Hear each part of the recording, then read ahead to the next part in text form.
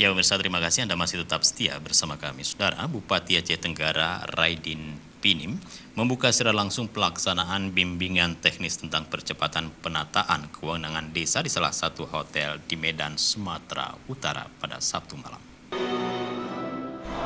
BIMTEK ini dilaksanakan oleh Lembaga Pusat Studi Pengembangan Eksekutif Legislatif melibatkan 1.320 peserta dari 330 desa di Kabupaten Aceh Tenggara. Masing-masing desa mengutus 4 orang aparatur desanya yang dilaksanakan dalam 3 angkatan. Untuk angkatan pertama diikuti 110 desa dengan 440 peserta dimulai 16 sampai dengan 29 Oktober 2020. Bupati Aceh Tenggara Raidin Pinim mengatakan pentingnya keberadaan aparat desa sebagai perpanjang tangan pemerintah daerah di desa.